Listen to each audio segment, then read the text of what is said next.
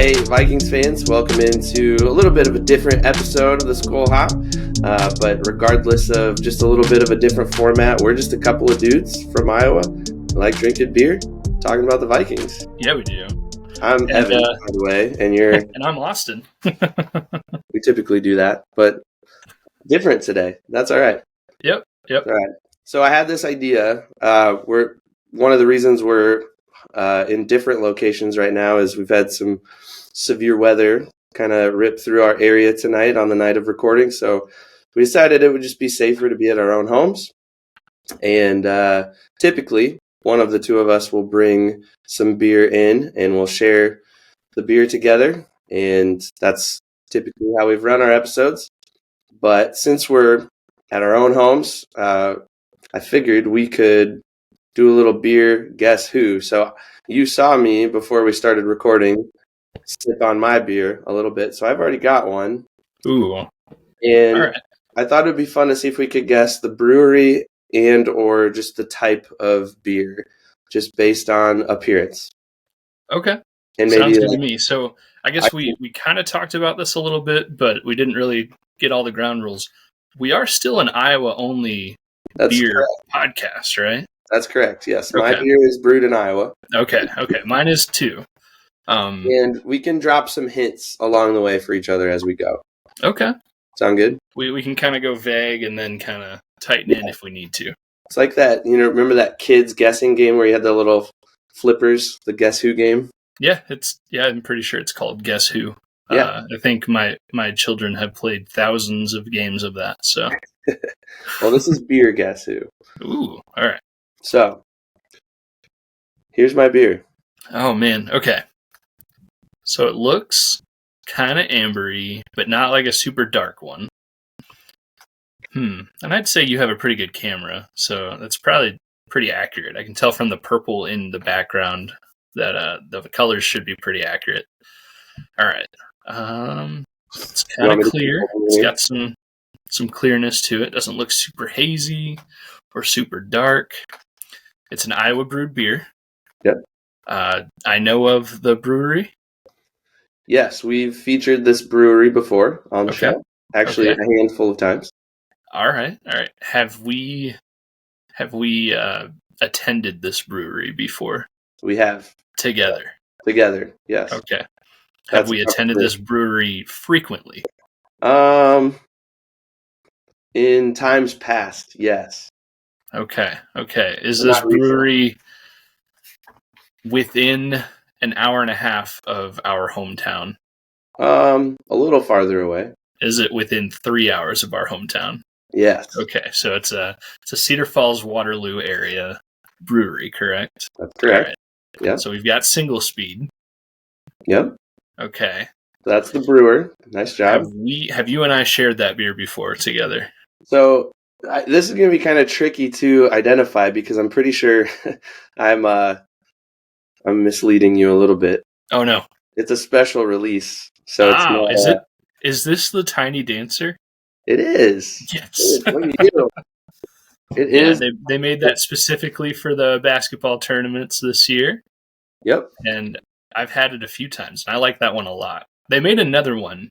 I'm not sure what it's called. Is it just called like the Big Dancer or something like that? I don't know. My wife actually picked this one up for me. She was out and about. I was at home with the kids trying to just keep everybody safe from the storm. And hey, I don't care what you get me. Just make sure it's brewed in Iowa. There you go.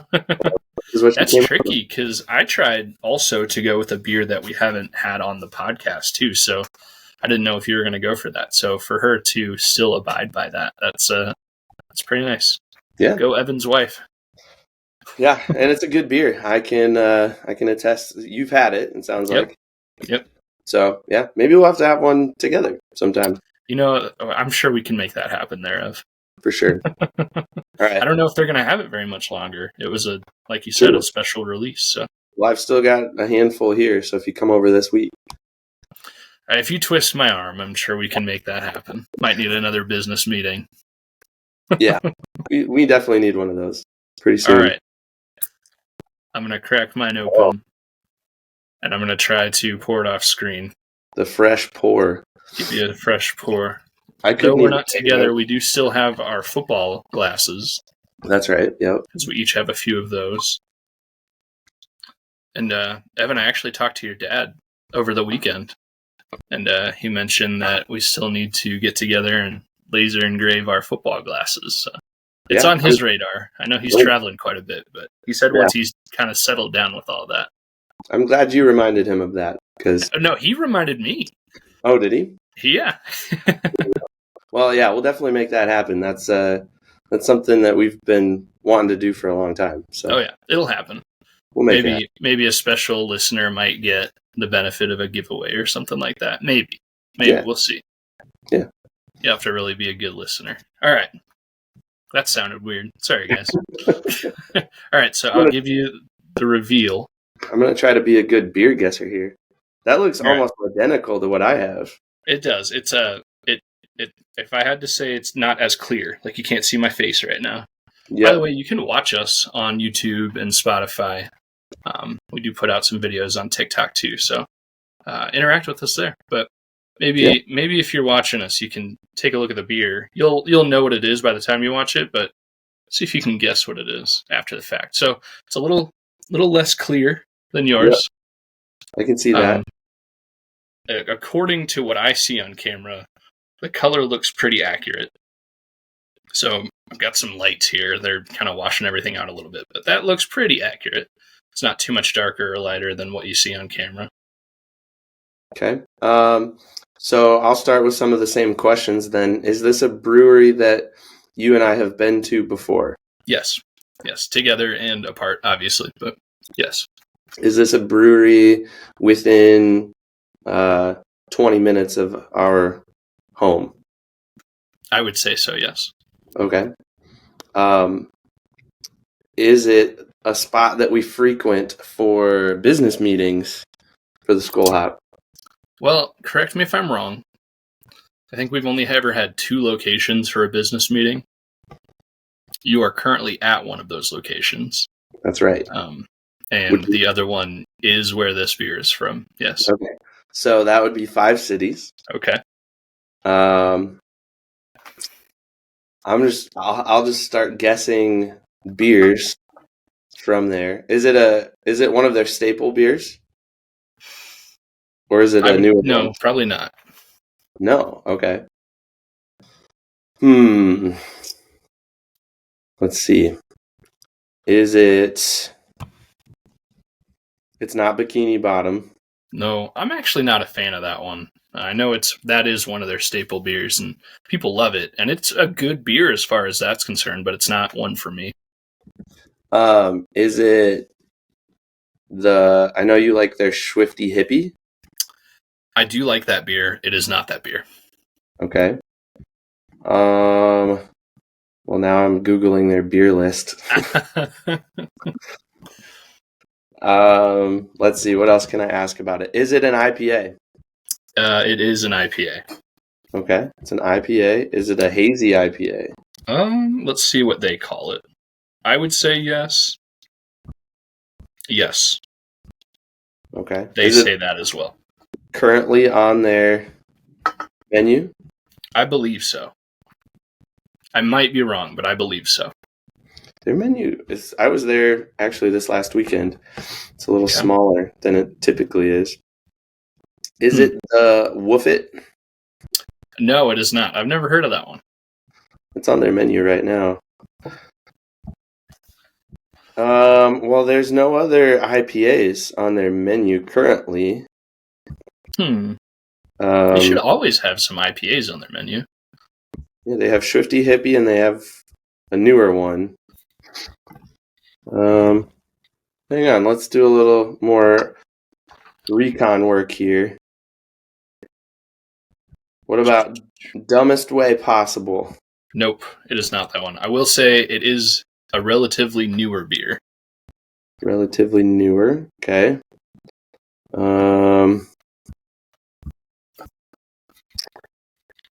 Is it the Big Boy? It's the Big Boy. It's the Big Boy. There we go. Man, you were a better guesser than I was. I've had that one, though. Have you had the Big Boy? I haven't had the big boy. I think we have an open invitation to try a big boy. They did. They did respond to one of our comments one time. So yeah, 5 cities. We will take you up on that one time as long as you still have the big boy. But Well, Evan, is that still on their menu? Well, I'm just looking at their menu right now, and they only have 16 beers on the menu. Okay. On draft. On tap. And that's not on there right now. Huh, interesting. Yeah, I like it a lot. Hazy India Pale Ale. Comes in pounders. It's got a little bit of heft with 8% to it. As with most of their beers, it is a certified good boy.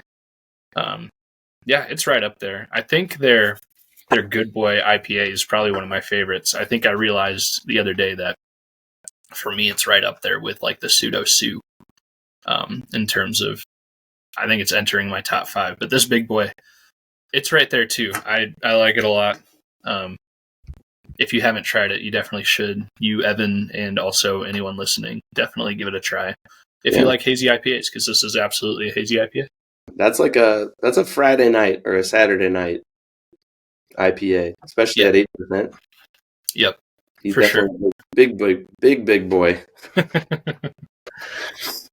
That was fun. So, Evan, a little on-air production meeting. I think for our next episode, I want to bring the beer. I don't know whose turn it is, but either way, I want to bring it. Okay. And I want to like wrap the cans in foil and have you pour it and taste it and really do a live version of what we just did, just to see if you can guess what it is. Fun. I'd do that. Yeah, I've seen a few people on TikTok doing that kind of idea, like wrapping or having somebody else give them a beer that they wrapped the can in tinfoil so you can't really tell what it is. And then give a whole like spiel on, oh, this is good. I'm detecting these tones, and I think it's this kind of beer. And then they open it, and they're completely wrong, and it's hilarious. And they're like, it was still really good. Well, we could do even a Dude Perfect like blindfold taste test. That takes some trust there. We've watched a lot of Dude Perfect in my house lately. We're really into it, and they've done like all the different fast food French fries. Mm-hmm. They did coffee. Oh, yeah. I think they did pizza one time. Yeah. And cheeseburgers at one point. Yeah. That's a good segment they do. So we could definitely do that with some beer. That'd be fun. I think little like flights or something. Well, have you seen the videos where people will have like the camera will be facing the people, and then on the table, there's different drinks inside of like 3/4 of a cardboard box.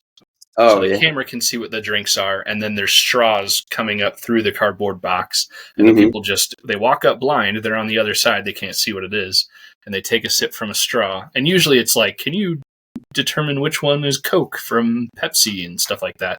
We could probably do something like that with beers. Yeah, that'd be fun. Yeah. Good little production meeting there. Yeah, I like it. We do that. Well, we've got a guest coming on the show tonight. We're gonna have him join us here in a little bit. But do you want to talk a little bit about that? We've had him on before. Yeah, we've got. I think we can call him friend of the show. Friend of the show, Dustin Baker. This will be his what? At least his third or fourth time on. Yeah, I think so. I think it's his fourth. I might be wrong though. Last time we had him on, he was joined by his friend Wes. Yep. And what did we talk about? We talked a lot about the upcoming draft, and I imagine our conversation with him will talk a lot about that as well. I really like Dustin. He seems to enjoy coming on the show. I know he goes on everything. If you can't find Dustin Baker on something, you're not Googling hard enough, because he's everywhere. I'm excited to have him on again. So I've got some questions for him, and I think he's got a topic that he wants to bring into the conversation too. So should be a good time.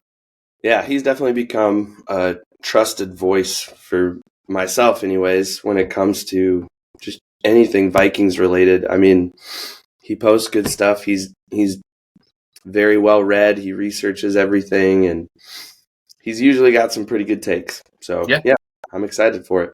Yeah, and just to say it before he's on, you can find him on Twitter I think it's just at Dust Baker. I don't know if there's any numbers or underscores in there, but at Dust Baker, he runs VikesNow, which has Twitter. It's a almost daily YouTube show that he does. And then under VikesNow, there's a few other leafs in his branches there as far as content creation online. So yeah, good stuff. I know they just recently had Paul Allen, voice of the Vikings, on there. Cool. I don't know if you got a chance to check that one out, Ev, but it was a good conversation with PA and Dustin and a few other people.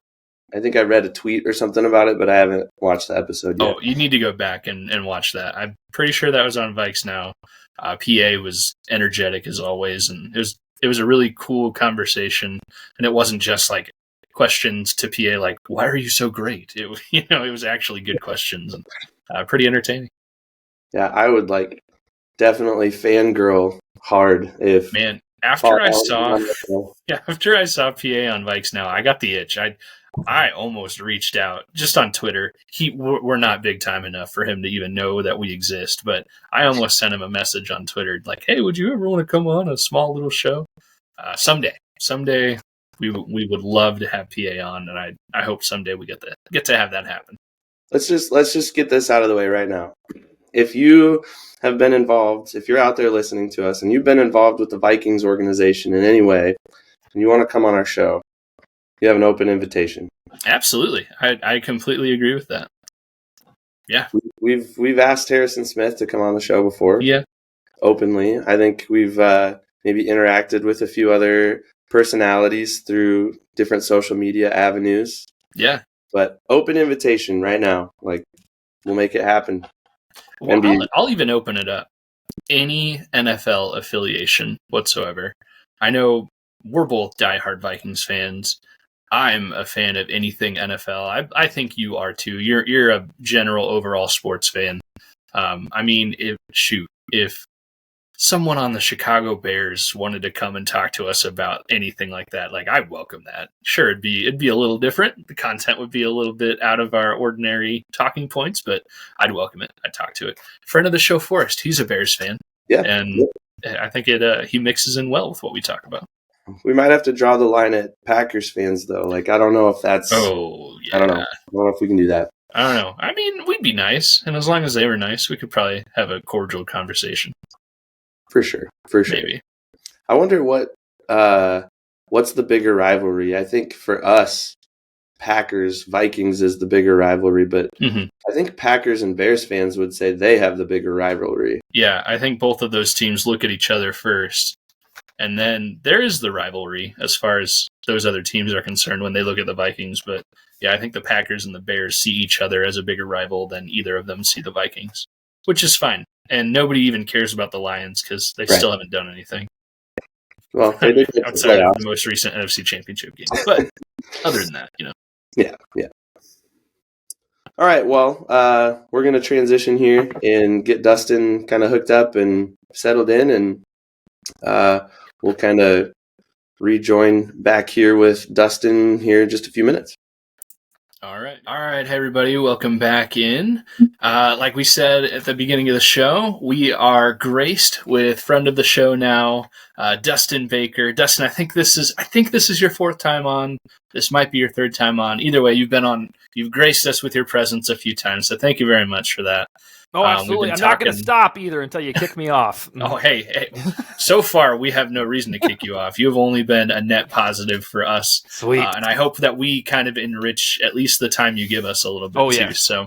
So yeah, welcome in, Dustin. Obviously, Dustin Baker from VikesNow and all those branches off of VikesNow that are popping up, which congrats for all that. Everything seems to be going well. You can find him on Twitter at Dust Baker. Is that correct, Dustin? Is there absolutely. any underscore or number? Nope. Somehow got the straight Dust Baker. Perfect. Mm-hmm. And we've got some talking points. So again, welcome in. Thanks for coming on.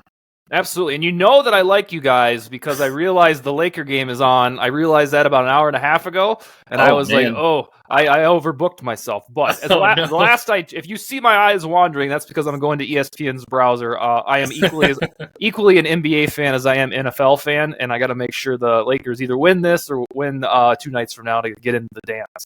Yeah. Well, I mean, we're going to be biased and say go Timberwolves. Yeah.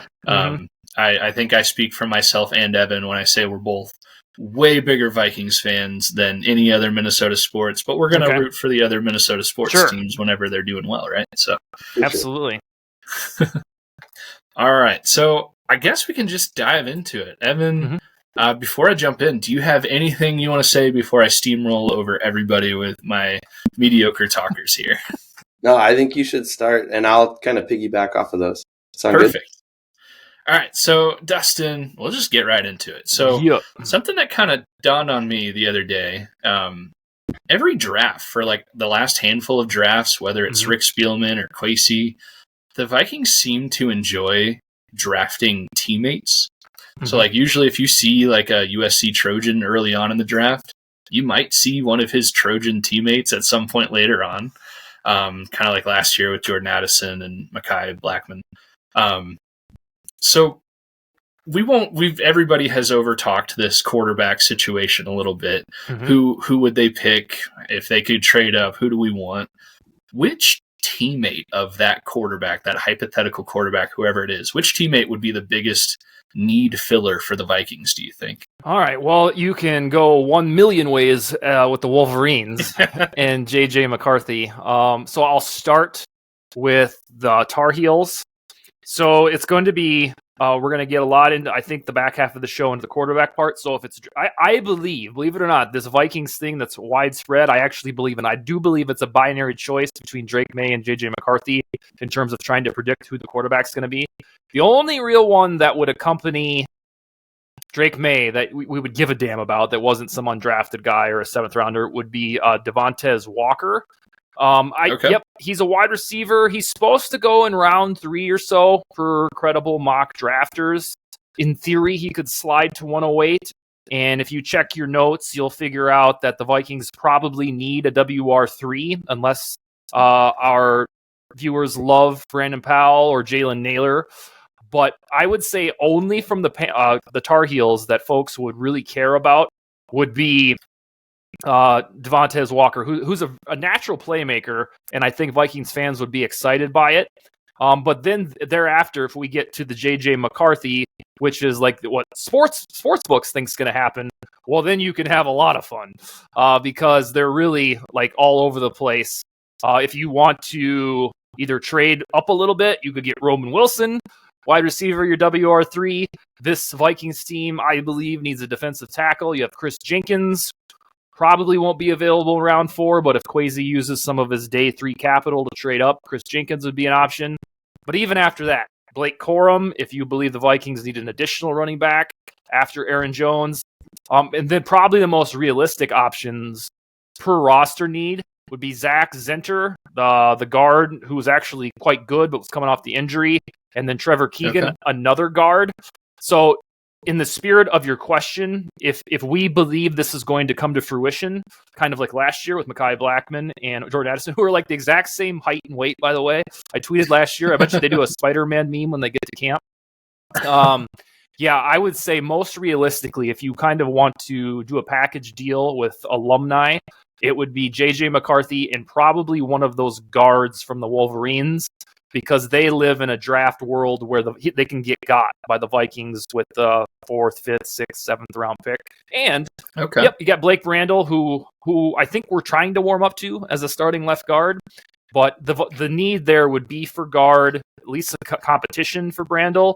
And then the Wolverines are sending 2 to the pros that won't need a 1st, 2nd, or 3rd round draft pick. So those would be the package deals. Of course, if we spent 5 hours tonight, we could go into Penix and all the Washington Huskies that are going to be there.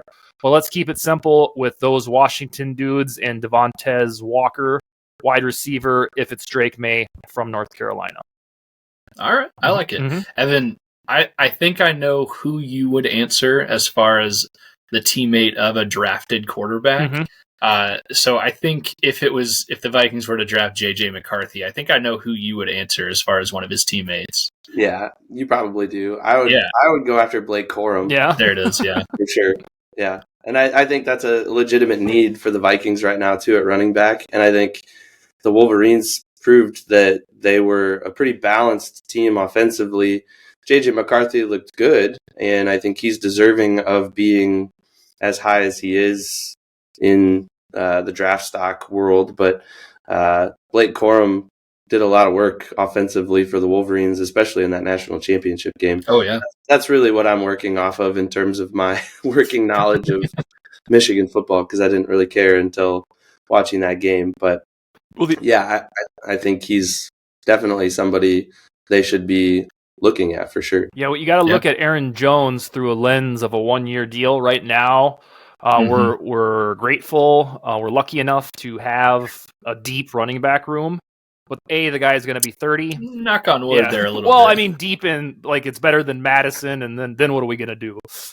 Sure, actually, it's deep by sheer human bodies. There's 5 running backs, and they don't need that many in the regular season.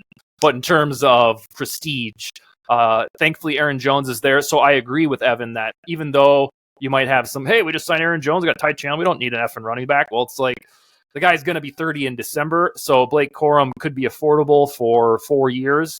I would also look for Jim Harbaugh at the Chargers. I bet you he's going to draft at least 2 or 3 of his national championship guys. And by the way, the Chargers need a running back. So if he isn't a Viking, I bet you he's a Charger. Yeah. I would guess he's probably looking somewhere around that third to second round range for Blake Corum. I might be wrong on that, but nope, you're not. He kind of feels like a early-ish type pick. And honestly, Blake Corum is the teammate that I was kind of thinking of when I came up with that question. Oh, yeah? Okay. So I think we can all agree offensive line and running back are needs. Even defensive line are pretty big needs for the Vikings, but I wouldn't be mad if Blake Corum was a Viking after the draft. No, the only reason it fell off our talkers is because of Aaron Jones, so that we don't have that necessity. But I like Braylon Allen from Wisconsin, and pretty much Big Ten here. And then Corum would be fantastic in Kevin O'Connell's offense. So yeah, I just think the necessity based on how we look at the draft, running back diminished in terms of, what are they going to do in round 4? They got to go get their running back. You don't necessarily have to do that now. Yeah. Yep. So ESPN right now in their mock draft has Corum at 67th overall. Okay. Towards the end of the 3rd round. So. Well, towards the end of the 2nd round, early 3rd, right? Yeah. Sorry. Yeah. Somewhere in there. Either way, somewhere in that range. That's where he'll go. And I agree with you, Dustin. I think Aaron Jones, even if he comes out this coming season and he has a 1,300 to 1,500 yard season with 10 plus touchdowns, I don't think you can bank on anything more than this season just based off of age. I mean, 30 is when running backs disintegrate. And he's going to be 30. I think we looked it up in December. Yep. So I think our best case is a decent 1 year with Aaron Jones, and I hope we get that. But I mean, after that, you still need to have depth and looking towards the future. Yeah, that's why any running back, especially Corum, especially Braylon Allen, my guy, if they do select one, before round 5, that's why Vikings fans should be refreshed and not like, what are we doing? We do already have running backs. Well, no, you have an old one, you have a pretty decent one, and then you have a bunch of lottery tickets after that. So. All right, so I have kind of dubbed myself a St. Louis Battlehawks fan for the UFL. And I say that to transition into my next question for you. In the first game of the Battlehawks season this year, they lost it on a last-second 64-yard field goal from, I believe his name is Jake Bates, with the Michigan Panthers. Yeah. So all that to say, I think you even had a Vikings Territory article saying that KOC hinted that the Vikings, they need to open up some competition with that kicker situation. So what do the Vikings do at kicker? Are they going to try to sign somebody that could clearly compete and might arguably be better than John Parker Romo? And somebody like Jake Bates, I would say, is etching himself into that territory. Do they try to draft a guy? I think in your article you list out a handful of decent-looking college kickers coming in. So yeah, what do you think they do? Yeah, well, in the last 40 years, they've drafted 2 kickers, the Vikings, and they're dirty words now, Blair Walsh and Daniel Carlson. So it hasn't worked, but I would say before yesterday, I was probably 75% sure that another kicker would be on the roster. Now I'm 100% sure because Kevin O'Connell said we are going to have kicking competition. And to have that, you need a second kicker. So even though they had Romo, I think, signed 2-year deal in spirit with not a lot of guarantees, kind of like Joseph last year, there's going to be another kicker. And I would say when the dust settles, that's probably from undrafted free agency. Or even the the dude that you talked to, Jake Bates from is that the UFL? Yeah, the newly renamed and conformed UFL. Yeah. So I think it will be a guy like that. In the draft, there is Will Reichard from Alabama, Alex McNulty from Buffalo, I think there's a guy from Stanford. But yes, Greg Joseph is gone, and he's now playing for the Packers, and he's gonna bad guys. Yeah, he's gonna go against Daniel Carlson's brother, Anders Carlson, and former Viking Jack Podlesny for a kicker battle. And there was a point last year, I don't remember what game it was, but I remember texting Yannick Eckhart and said, I'm done with Greg Joseph. Like I'm just done because for 3 years I'm like, God, the guy is cold-blooded when it counts. And then all the other times he's completely mid, if not very, just not good. Extra points were a problem. Regular field goals were a problem. In fact, after he missed that game winner against the Cardinals in 2021, his only thing was hitting game-winning field goals. And I think that's what kept him employed for 2 years more. So I want the Vikings to get a kicker who does everything. Like, who's a top 10 guy, top 15 guy that can hit game winners, that can hit extra points, that can hit 40-yard field goals. They're out there. And so the best way to do that was to say goodbye to Greg Joseph because his field goal percentage was bottom 6 in back-to-back seasons. And we just really didn't feel it in our bones because the guy won so many games in the 2022 season. So yeah, unless Kevin O'Connell absolutely lied, they're going to have another kicker. And that's one other thing that's really cool about this regime is when they say something, it usually happens. They don't have that, our intent is to keep Stephon Diggs. They don't usually lie. Now, they've gotten better being diplomatic with their words, like my hope is this, and we're going to think about doing this. But the good thing about this regime, especially from our perspective, when you're trying to figure out what's going to happen, is they usually tell the truth. So there will absolutely be another kicker, and I would guess it'll be from UDFA. Is there a scenario? I know a handful of teams in the league do this. I haven't seen the Vikings do this in recent memory, maybe if ever, but is there a scenario where there's a different place kicker as opposed to field goal kicker? Man, I don't know that I don't think the Vikings have ever done that in my life. I've always wondered about it. Like, that would be kind of sweet, but then it sucks away a roster spot, and I know those are so precious. So, no, I think whatever they do, whether it's go 2 feet with Parker Romo or jump in with 2 feet, or if they they do the competition thing with Will Reichard from Alabama or something, I think it'll be the single guy. What I've always wondered, and this sounds like a real casual take, is why in the world can no football team find a punter and a kicker for a guy to do this, like both? Why isn't there... The Vikings tried to do that a couple years ago. I that might have been where my idea was born. But I've always wondered, it's not like the weirdest concept in the history of humanity to have a guy who kicks the football do both. But nobody ever does that. I know they can do it in emergency situations, but I've always wondered, why isn't there just one badass from all those sweet YouTube videos, like when the guy hit 75 yards? Why isn't there one like LeBron kicker and punter who can just do everything? It's always been one of my casual fan takes. Well, you got to think too, like teams have actively tried against that. Like the Lions tried to have Ndamukong Suh kick a field goal or at least an extra point one time. And I think Chad Ochocinco attempted a kickoff or a field goal or something like that one time rather than that team's punter. But yeah, Corey Vedvik, he was the last Vikings attempted dual player at that. Yeah. And that cost the Vikings a 4th round pick. I don't even think he made the team that year. No, But- he lost one of those competitions very vividly in the preseason. He looked like a moron. And so I remember him. While also when I was in high school, Doug Flutie, for shits and giggles, they used to bring him in to kick extra points. And, well, he famously has that drop kick too for the Patriots, right? Yeah, that's him. Well, and for the Vikings, even before Corey Vedvik, 05 or something like that, they tried to sign Reese Lloyd. Oh, Reese yeah. Lloyd, God, that's a blast from the What's past. his name? Yeah. To be like a kickoff specialist. Mm-hmm. So every once in a while, teams try to get cute with that. But I think, Dustin, you hit the nail on the head. It takes up an extra roster spot, and it never seems to work out. Yeah. Like, I don't know why. And it's really weird that we have to be rigid about that, or like the delineation between this guy's a punter, this guy's a kicker. I swear, in some country, probably one of those Aussie guys, I'm sure Maybe, there's a guy who can do both. Well, I bring that up because it seems that John Parker Romo made his way to Minnesota because of, or maybe this is less the reason. I don't know.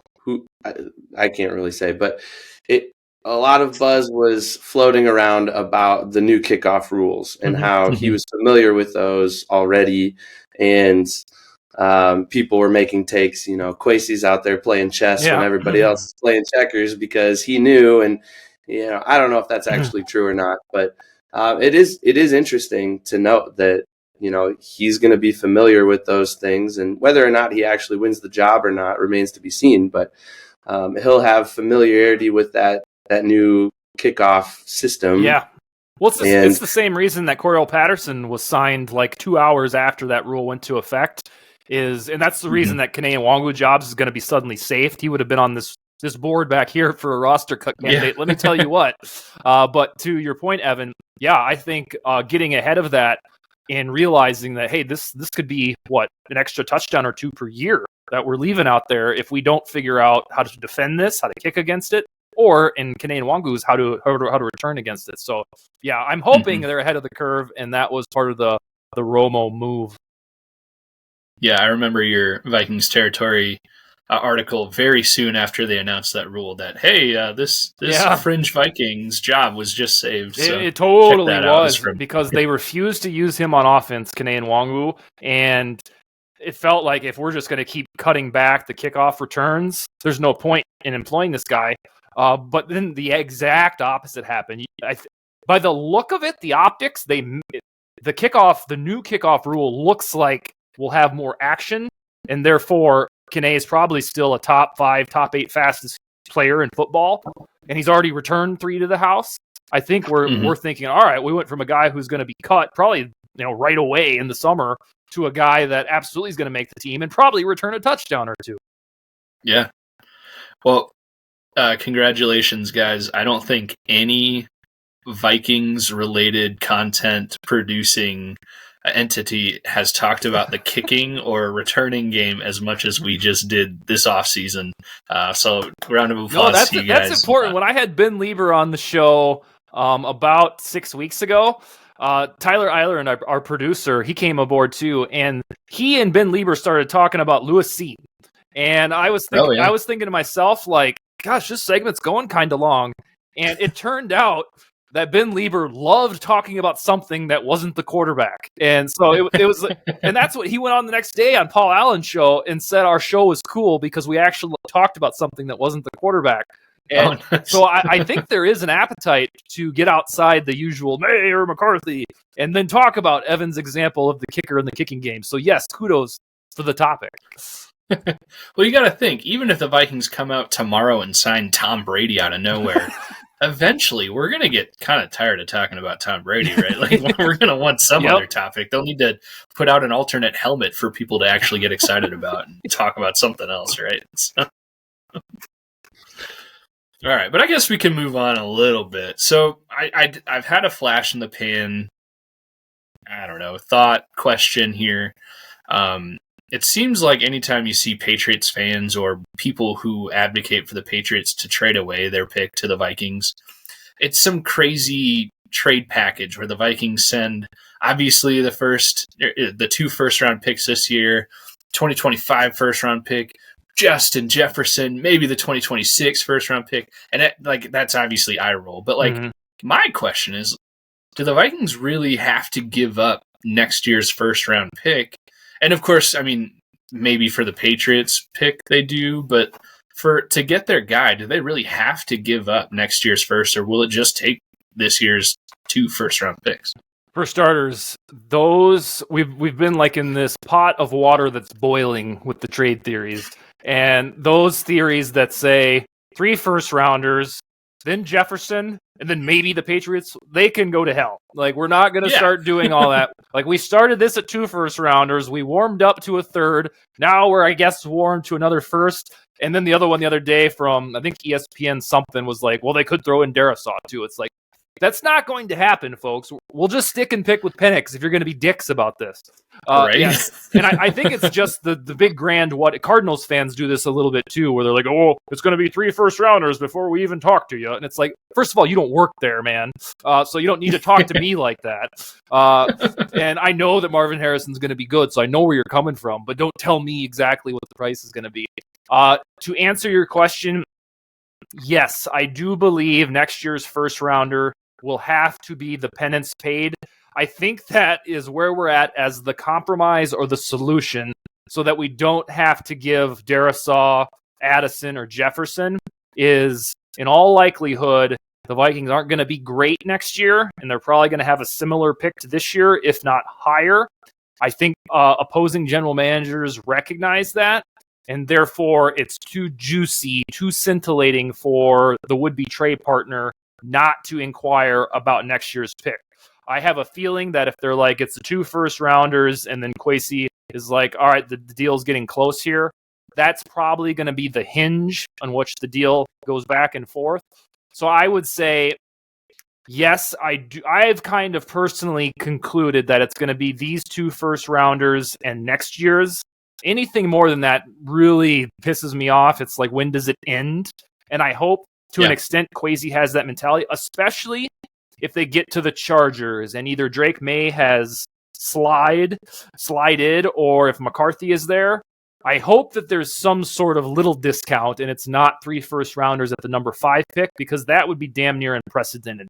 But if it's for my guy, Drake May, I have already conceded that it's probably going to cost the 3 first-rounders. But I will reiterate, if the guy is good and he sticks around for a decade or more, nobody will give a shit how much it costs. I don't think Texans fans are bitching right now that, hey, we don't have enough draft capital. Shut up. You have cap space. You have CJ Stroud. All of a sudden, you have this roster that's just dripping gold. This is how the Vikings can be at this time next year on your very show. If they nail this draft pick, they have all the money coming around the bend. We have this rare opportunity that if you draft the right quarterback, everything gets kind of smoothed over. Then all of a sudden, the roster doesn't look half bad. By the way, you got Justin Jefferson, Jordan Addison. So even though it feels so far in advance to look at, well, hey, if the Drake May turns out to be good, then the Vikings can do this. Those conversations can happen like 10 months from now if Drake May shows early signs of being good, because then you have 4 more years thereafter once you get the next offseason to do what the Texans are doing right now. So yes, I am one of the ones that's willing to give up next year's first rounder, but I really like a hard cutoff there. And I assume because the Commanders, the Patriots, the Cardinals, and the Chargers, all 4 of those sons of bitches have said they're open for business. And if they're telling the truth, one of them is going to jump at the Vikings deal. I don't think all 4 of them would make shit up just for the heck of it. I think there is a little bit of competition to grab the Vikings draft picks, and therefore one of those teams will do business, which should guarantee the Vikings J.J. McCarthy as the floor in this draft. Awesome. So a follow-up question to all of that. My Twitter algorithm might be completely trashed because I fall for clickbait sometimes. But everything that I've seen this week anyways has indicated that the league could do something with the tampering stuff and bump the Vikings up to the Falcons' 8th pick. let's say theoretically that happens. I don't think any of us are holding our breath that it will happen. But if it did, does that change the landscape of things trading up? I mean, is the price tag still this year's firsts plus a first next year to get into that top five, or does that change now that we're 8 and what is it, 23? Yeah, I will this year. So I really hope that Kwesi and Rob are already preparing for this situation. I do not think it's going to happen. Let's get that out there. I don't think the NFL cares enough about tampering. They call it legal tampering. If you don't like tampering, get the word the hell out of like the title on your billboard. So I don't think they're going to throw the book at the Falcons. If they do anything, I'm going to guess it's like a pick swap next year, round 3, kind of like they did, I think, for the Eagles or something a couple of years ago. But to answer the question, Evan, if indeed, Mike Florio was right that this whole runaway train about first round, for once, pick swap is correct, I would say the way that could be most applicable to the Vikings would be all of a sudden, if you're doing business with the Chargers, I think the new deal could be the 8th overall pick and then next year's first. And then you keep the 23rd pick, because there is a little bit of trade calculator variance. I think it's 150 points or something like that. But in terms of getting into the top 3, or if you want Drake May, I would sure as hell hope that would cancel out anything else besides the 3 first rounders if they get to number 8. I haven't spent too much time thinking about it because we're Vikings fans. We don't expect really sweet things to happen. So I don't think that Goodell is going to be like, bada bing, Falcons, you are penalized and therefore swap picks. But my goodness, that would be really fascinating. And Florio even said they could like announce it at like 6:45 on draft night. It's like, man, you're really banging the drum on suspense for this one. I don't think that there's going to be a massive penalty. And if anything, I think it was that pick swap where they basically said to the teams, figure it out between yourselves and let me know what you come up with. And that year it was a 3rd round pick swap. So something like that could be coming. But of course, the Vikings don't have a 3rd rounder. Yeah. Mm-hmm. Yeah, that's the whole precedence for this argument is that, last year it was the Cardinals technically tampered in hiring Gannon as their head coach away from the Eagles. And I think you're right. It sounds like the NFL was like, hey, Eagles and Cardinals, you guys figure this out and give us a presentation. And the Cardinals and Eagles pretty much said, okay, we'll swap something like a late 60s pick for a late or early 90s pick. Mm-hmm. And then I think the Cardinals are also sending this year's 5th round pick. And they told that to the NFL and they're like, okay, sounds good.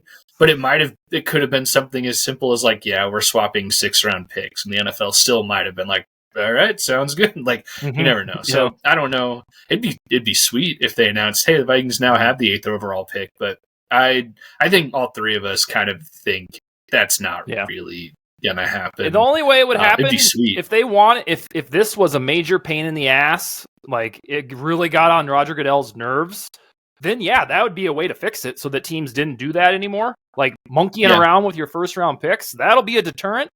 But I really don't think they care that much. Otherwise, they wouldn't call it legal tampering. They would get the word tampering out of it altogether. And I think we already know that Monday of free agency is a sham. We know that it's all tampering. And so to say that the Falcons did something absolutely deviant, at the end of the day, I don't think any of us really care that Cousins is gone. So we're just looking for a little gravy, Yep.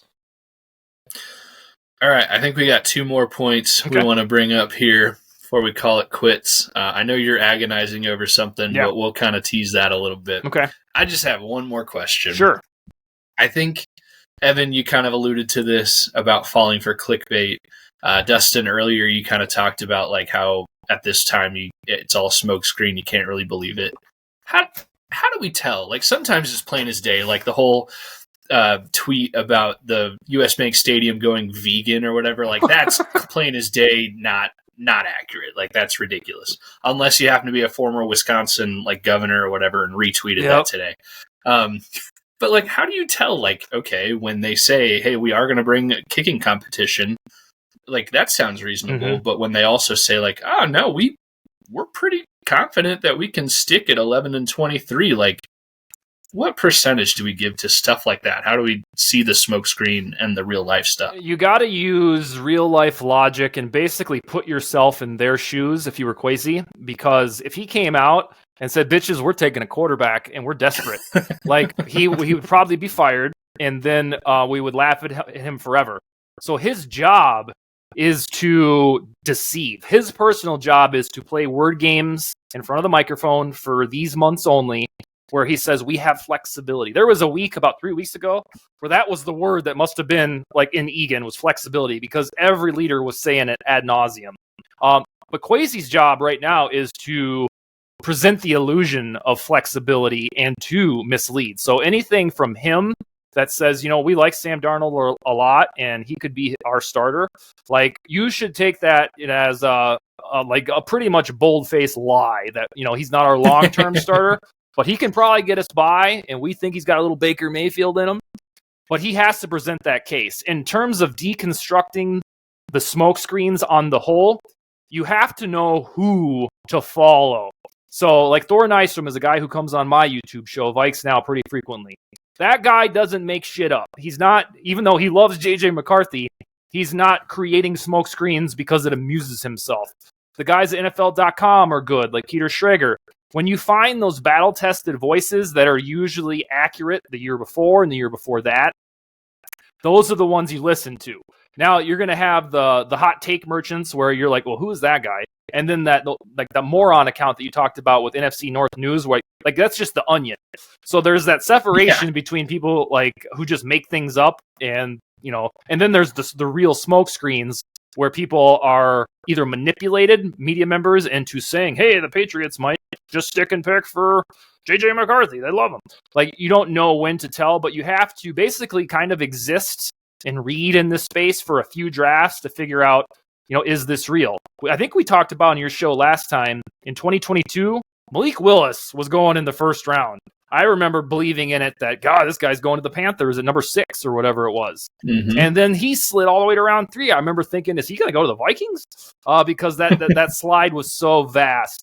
Last year was Will Levis. He was in right there in the big, what was it? Richardson, Stroud, Young, and Levis and Hooker. Yeah, so it was like a big 3 and then a big 4 and 5 if you liked Hooker and Levis. Lo and behold, Levis slid out of round 1.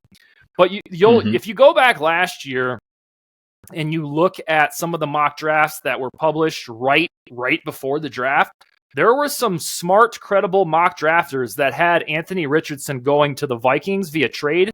And we found out about 10 months later that the Vikings tried to make that happen. So you want to vet the sources that have been around for a while. You can consider everything that Kwesi says in terms of this quarterback cycle with a grain of salt, because his job is to present a facade of being flexible. But in terms of the ordinary smoke screens, I think the McCarthy one has been around for too long now to be a smoke screen. I think he's going to go in round 1 and probably in the top 10. But then again, you look at, I would have been probably on your show 2 years ago saying Malik Willis.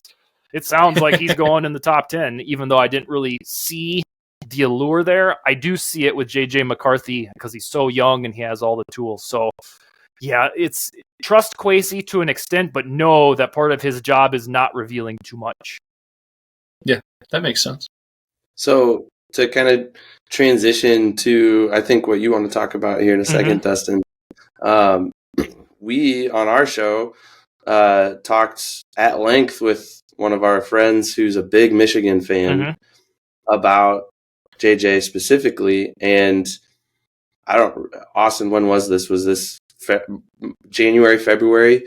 We were talking with him on the show about JJ McCarthy being a late first rounder, right? Early second, yeah, and he is shot up. Yeah. What's changed, and how has he climbed the ladder, so to speak, to get into? I mean, right now ESPN's got him going top 10. Yeah.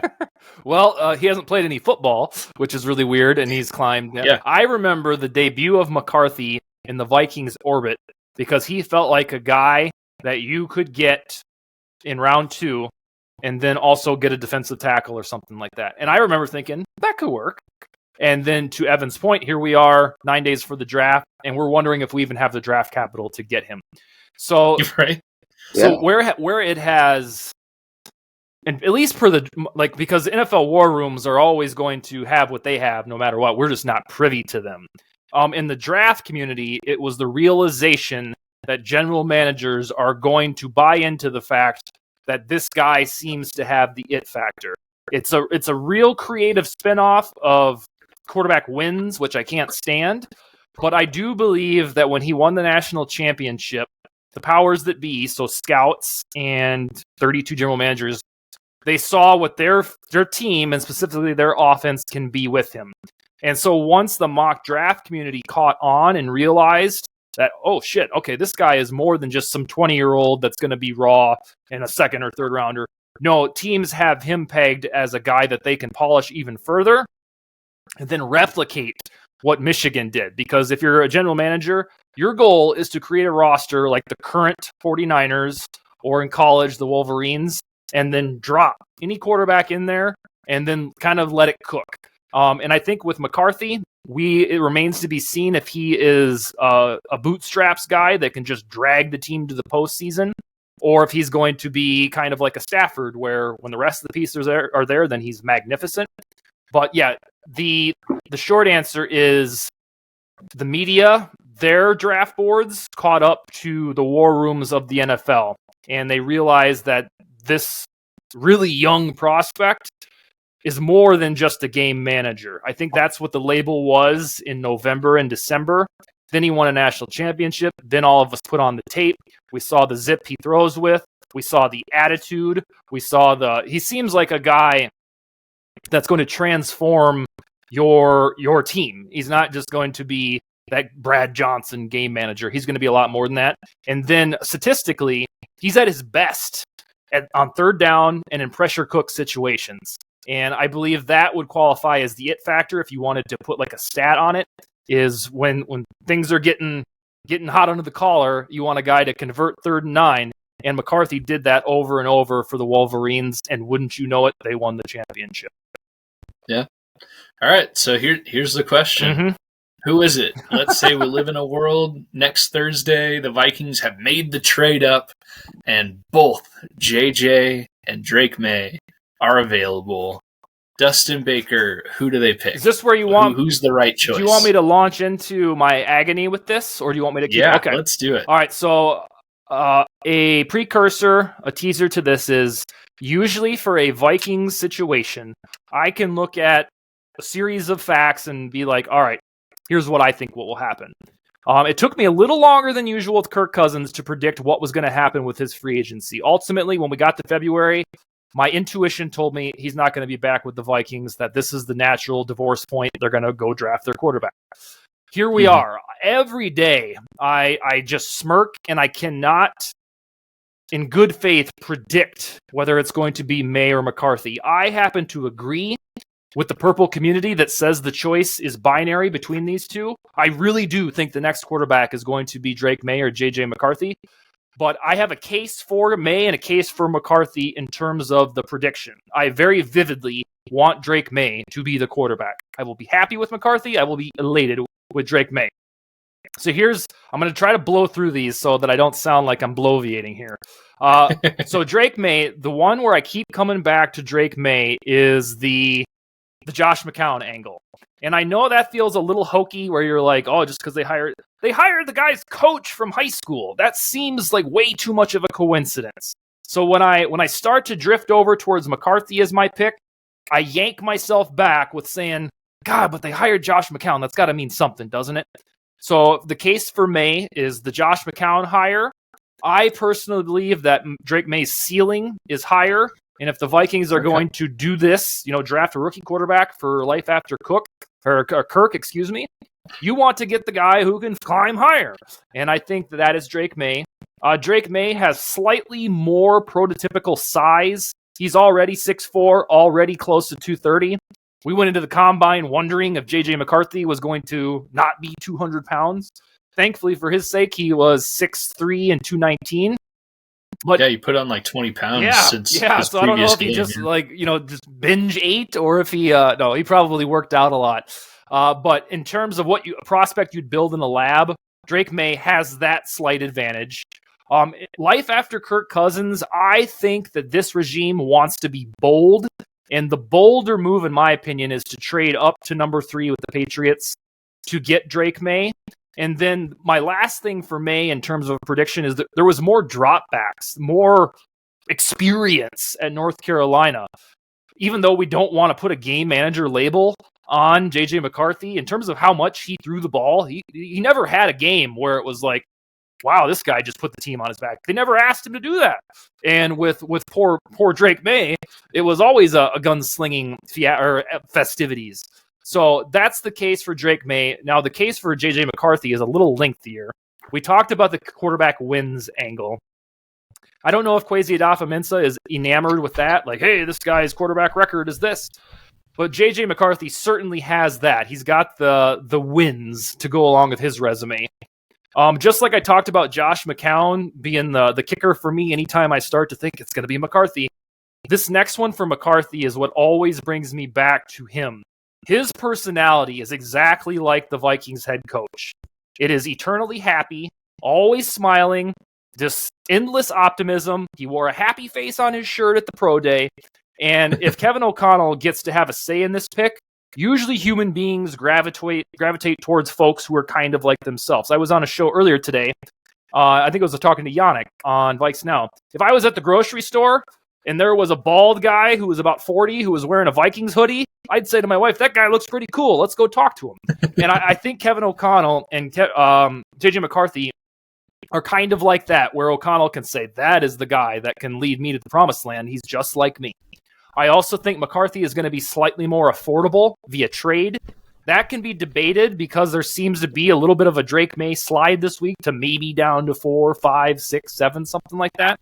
But on the draft board, on the whole, for the last year, it's more likely that McCarthy falls the Vikings' way. Because McCarthy is so young, it's probably more likely that he sits and watches behind Darnold for a year, although it sounds like Drake May might have to do that as well. And then my final two for McCarthy are Vegas, sportsbooks, odds makers. They're telling us point blank with about a plus 100 money line that McCarthy is the favorite to go to the Vikings. And no matter how you feel about gambling or Vegas, they're usually not crazy wrong. And so if you want to use that as a hint, Vegas is on the side of McCarthy. And then there's also this caveat of Washington could just end all this bullshit and draft Drake May. And then we're sitting on a show like this, I guess, right on draft night talking about Jaden Daniels or JJ McCarthy. So you have that angle. All of that said, the case is slightly tilted towards McCarthy because of the relative affordability in a trade and then that personality thing that I talked about. So where I've settled is kind of a cliche. My gut is telling me Drake May. I keep thinking, like, this is the guy. I know Kevin O'Connell wants a pocket passer. This guy has all the tools. My gut, right, deep down says Drake May. And then my head is saying McCarthy because of the personality similarities, the chance that he could slide to 8, 9, 10, 11 or something like that. So on your show, like 50.1% of me says Drake May. I won't be surprised one iota if it's McCarthy, but if I had to lock it in on April 16th, I'll say the Vikings find a way to get Drake May. All right. And I guess you said on a previous appearance that we asked your way too early Vikings 2024 season win-loss prediction, and I think you said this was before Kirk was gone. You said something like at least 10-7 with Kirk, and then probably a ceiling of 7-10 with a rookie / whoever they sign as a bridge quarterback. It was before Sam Darnold was hired or signed. So you think with either of those two, they could, with the combination of Sam Darnold, could still maybe etch into that 7-win territory? Yes, and I don't know whether or not that's good. I mean, who really cares? It's going to feel a lot like the 2014 season when Bridgewater started playing. Yep. Where that ended up 7-9, but it was a really exciting 7-9, and we were excited about it. If we would have finished, and we did finish 7-9 any of the last 5 years, we would have called the whole season bullshit. Fire Cousins, he's not worth it. This will be a different brand of 7-10. The reason I do feel the Vikings can get to 7-10 is I do believe a little bit in Sam Darnold being his best self with this stable of weapons. And then let's face it, when Kurt got hurt, they were only 4-4. And then thereafter, with a hodgepodge of Josh Dobbs and Nick Mullins and Jaron Hall, they found a way to get to 7-10. So unless Darnold looks like just some chump this summer, I really do think the Vikings will end up finishing about 7-10. But what we're going to start doing as soon as we get to, I guess, Friday morning is we're going to convince ourselves that if it's McCarthy or May, that they're going to have the summer of dreams. They're going to start week 1, and we're going to have Stroud all over again. I mean, that's what we do. We hope as Vikings fans. So yes, 7-10 I think is very realistic, and that's mainly because I trust Brian Flores to run the defense. And if O'Connell gets a full off season, summer with whoever is the quarterback, I'm pretty sure that an offense with Jefferson, Darisaw, Addison, Hawkinson when he gets back, Aaron Jones, like Darnold can really be unlocked. And if we don't see Darnold and it's Drake May right away, 7 wins is not really that hard for the Vikings to get to. And in fact, the Vikings usually when they have a bad season, it's usually 7-9 or 8-8. That's usually what the Vikings' bottom floor is, aside from some real shitty years from 2013 or so.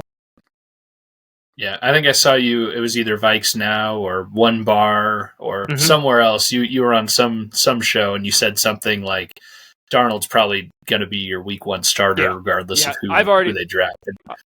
I've already conceded that. I didn't want, and I'm okay with that. I didn't want any bridge quarterback. I still don't. If they tell me, hey, Dustin Baker, we're going to go 3-14 with Drake May, I'd say let's do it because that means he's going to be ready for 2025. He's going to be battle tested. I do not care. Give me the first or second pick next draft. Let's do it, baby. But I have already conceded that's not the way the Vikings ever do business. I really do think, and this is going to really get ramped up in my head by June or so, there will be a pathway for Sam Darnold to play the best football of his life. Now, whether or not that is outrageously good or just like Baker Mayfield where it was good but not elite, I do think that will happen. And it'll be it would be a real Vikings thing for Darnold to be awesome, like actually really good, and then we just don't even need Drake May next year. I mean, I don't think that would matter much because they're going to go with May no matter what, but it would be a real Viking. Like, remember how on all kinds of shows Jefferson got hurt and we just casually said, we're going to start winning games now. Yep, they won 5 in a row. It would be a real Vikings thing for every single one of us to get super excited about McCarthy or May. And then Darnold comes out. We're like, holy shit, this was the guy we thought he was going to be 5-6 years ago. Can you imagine if Darnold comes out looking like Sam Bradford against the Saints in 2017? Like, what? Yep. And it's really not that far-fetched for that to happen. Yeah. All right, man. Well, thank you so much for coming on. We really appreciate every minute you give to us. Before we wrap up, is there anything else you want to plug? I've tried to kind of sprinkle in some of your other stuff throughout our conversation here, but anything you want to plug, let our listeners know where they can find you, anything like that. Not about me. On our network on YouTube, though, we have all kinds of little shows springing up after the flagship, which is the one I started 2 years ago. We got Skol Network, and then I'm trying to get Thor Nystrom to come over and start a show on our network. He seems open to it, but I haven't closed yet. And then we have they're starting to do the YouTube short thing, and that's kind of fun. So just our video network. There's more than just me on there. That's why I'm promoting it.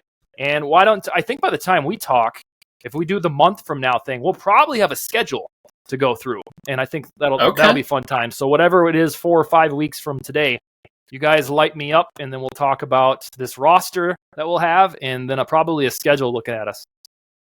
All right, welcome back, Skull Hoppers.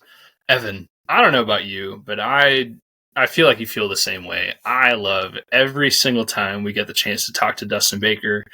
I think he adds so much to our show. He's obviously very knowledgeable and gives great opinions. I'm just so grateful he's willing to come on our show as much as he is. And it sounds like we might get to see him some more. So Yeah. Yeah, I definitely agree. I always feel like 1,000% smarter Oh about yeah. all things Vikings whenever we talk to him. So, yeah, definitely a great addition to our show, and we're humbled and grateful that he's willing to come on our tiny little podcast here. Yeah, and it's really cool. Before we actually started recording with him, we kind of chatted with him a little bit beforehand, and he has his YouTube show VikesNow, and he and the other people on VikesNow were able to talk to Paul Allen on his show a week or two ago, and I watched it. I don't know if you watched it, listeners. If you get the chance, look up VikesNow and just look up his episode from within the last couple of weeks where he talks to Paul Allen. And I told him, maybe I'm fanboying a little bit too much, but like that seems awesome. And he had only nice things to say about Paul Allen. And he even said a couple of things behind the scenes, kind of hiccuped, and PA was extremely kind and went above and beyond to be able to be on his show. So obviously, voice of the Vikings, Paul Allen. Evan, you and I are now within the 6 degrees of Paul Allen, so that's pretty cool. That is pretty cool. Yeah, and man, it'd be fun to hang out with Paul Allen sometime. So the Skol Hop has made it if PA ever graces his presence on our show. I think I'd cry. I don't know. Well, I stand by what I said at the beginning of the episode. Open invitation, anybody. Paul Allen. Absolutely. His Paul Allen's call of the Favre to Greg Lewis touchdown, game-winning touchdown against San Francisco in 2009. That's my happy place video. Like if I'm having a bad day, I probably said this on the show before, but like if I'm having a bad day, I pull up that video. It's impossible to not smile when you watch that video and hear Paul Allen's voice like, "Man, it's good, Greg Lewis, oh my gosh, good heavens." Like it's the best feeling I can have. I can bottle that up and have a good day after that video. You know what else you can bottle up? Ooh. Beer. And this is only the second episode. It's due to weather this time, but it's only the second episode that we're featuring 2 different beers. That's right. We go back a long ways to do that. It was. I think it's like episode 2. It was episode 2. We had 2 different reunion brewery beers. Yep. And this episode, we are featuring 2 different breweries and obviously 2 different beers. But Evan, what did you think of the SingleSpeed Little Dancer? Tiny Dancer. Tiny Dancer. I'm sorry, SingleSpeed. Tiny Dancer. I've had it a few times. What did you think? I really liked it. It's a pale ale. It checks a lot of the boxes for me. It's not in that amber category, so that's one thing that I really like. And obviously, last episode we got to try our own Skol hoppy amber American ale, which was really, really good. But this is still good. And I mean, basketball season's over. There's no more basketball to watch, but I'd drink this and watch a few basketball games. That'd be fun. Yeah. Correct me if I'm wrong, and I'm not drinking that beer right now. You are. That one has a really good tanginess as far as IPAs goes. Yep. It's like a citrusy and like a nice heavy tanginess. And I like that personally. Some people may hate that. Some people may love it. So if you like that tangy bite a little bit to an IPA, that one's a good one. Yeah, but it's not like in your face either. No, It's very approachable, very drinkable, and I don't know. I've had a few now, and I like it. Hopefully they keep it going. I know it's a special one just for the March Madness. Obviously, here in Iowa, where we got swept up in women's basketball, drinking those beers and watching Caitlin Clark. But yeah, hopefully they keep that one going, even if they rename it or whatever, rebrand it. That's a good beer. What about you? Mine though. Evan, have you had it? Did you say earlier if you've had this one or not? I have not, and I really, really need to try it. Yeah. The 5 Cities Brewing, I can never get the camera right. The big boy. That's cool can art too. It really is. It's got so I'm big, a little tangent here. Me personally, like I love to see like nature in an amazing way. Like, I think going to Banff in Canada, seeing the mountains and the lakes and everything, like that would be amazing. I love watching and just looking at just beautiful things in nature. This can features not only a big boy, like husky dog. Behind it is what looks to be the Aurora Borealis, the Northern Lights. Yeah, this beer just all encompasses deliciousness and amazingness. So it's a 8% hazy IPA. I like it a lot. I've had it quite a bit. Five Cities really hit a home run on this one. Evan, we need to share some of these together. Agreed. And we need to have a business meeting again. So yeah. So Five Cities, if you're listening, I mean, we definitely take we'd take a nice fresh pour of the big boy, even a crack of a can, even an old can. Like we take it. It's that good. So we're not picky. So. No, not at all. All right. Well, really good episode. I had a lot of fun guessing beers with you. That was kind of fun, and I think we've even got some good ideas for some more ways that we can kind of incorporate some of that and keep things interesting and not just, keep bringing in beer after beer, but bring in some more content with that as well. But then also a really, really good conversation with Dustin. We're less than 10 days away from the draft now, and it's a big draft for the Vikings organization. It's going to... Yeah, that's an understatement if I've ever heard one, yeah. Yeah, it will definitely dictate a lot of what happens in the future for our favorite team. So I'm excited for it, and I know you are too. And I think all Vikings fans everywhere, we're just kind of sitting on pins and needles waiting for next Thursday night. So Vikings fans, definitely check out Dustin Baker at Dust Baker on Twitter, Vikes at VikesNow, and on YouTube, search VikesNow. He's got a lot of good content. Check us out everywhere you can find us. I mean, we're everywhere. If you just Google the Skol Hop, you'll find our Twitter, you'll find our Facebook, you'll find YouTube and Spotify and Apple and even Reddit if you really dig hard enough.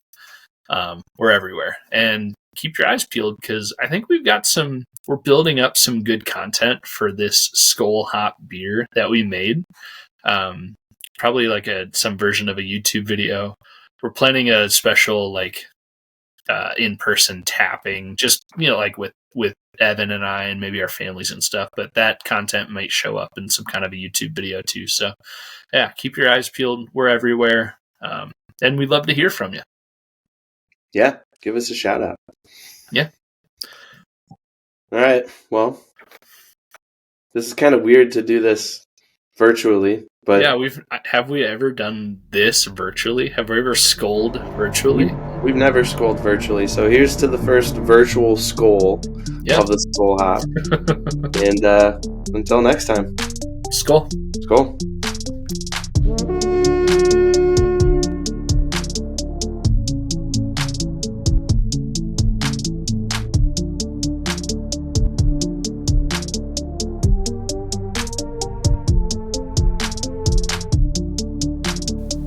Hey Vikings fans, Evan here from the Skol Hop, and we just wanted to say thank you again so much for listening to the Skol Hop, and we also wanted to take one more opportunity to let you know that this episode of the Skol Hop has been brought to you by Big Top Ventures. If you're considering taking an all-inclusive trip to either Mexico or Jamaica, reach out to our friends at Big Top Ventures at bigtopventuresllc@gmail.com. Once again, that's bigtopventuresllc@gmail.com. You can get the lowest rate possible on several all-inclusive resorts throughout the region. Big Top Ventures. Step right up to your next big adventure. And thanks again for listening to the Skol Hop. Skol.